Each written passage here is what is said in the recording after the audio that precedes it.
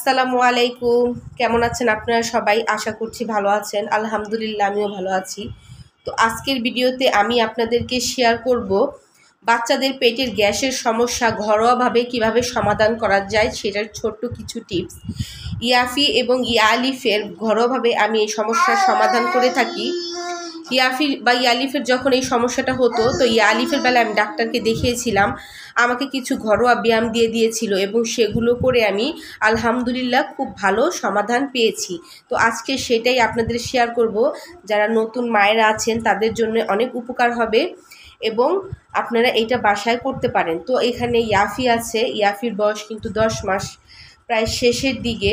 তো ওর কিছুদিন যাবৎ গ্যাসের সমস্যা হচ্ছে, তো আমি ঘরোয়া সমাধানটাই করি। তো আজকে এইটা আমি আপনাদের মাঝে শেয়ার করতেছি। যারা নতুন মায়েরা আছেন বা যাদের ঘরে ছোট্ট বেবি আছে তারাও এই সমস্যাটা সমাধান ঘরে বসেই করতে পারেন।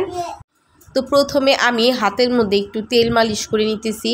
সরিষার তেল, অলিভ অয়েল, যে কোনো তেলই আপনারা নিতে পারেন। তো তেল মালিশ করার পর ওকে শোয়াই দিয়ে এই যে পেটের মধ্যে আমি একটা হাত রেখে তারপরে এরকম ঘুরে ঘুরে নিচের দিকে নিয়ে যাব, যাতে ওর পেটে গ্যাসটা বের হয়ে যেতে সুবিধা হয়।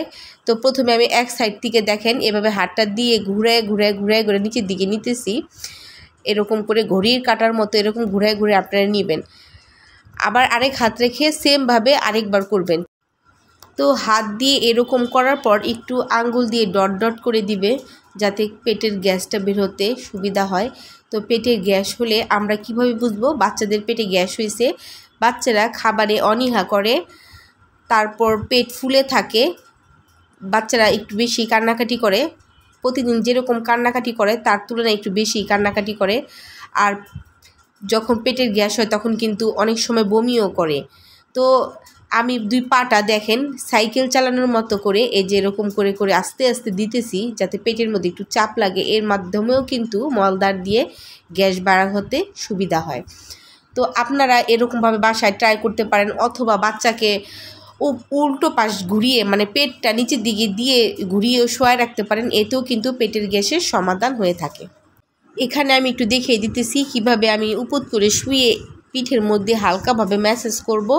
তো এভাবে ম্যাসাজ করলেও কিন্তু পেটের মধ্যে চাপ লাগে এবং মলদার দিয়ে কিন্তু গ্যাস বের হয়ে যায়। তো আশা করছি আমার এই ভিডিওটি আপনাদের অনেক উপকারে আসবে। ভিডিওটি বেশি বেশি শেয়ার দিয়েন এবং কমেন্টে আমাকে জানান। সবাই ভালো থাকবেন। আল্লাহ হাফেজ।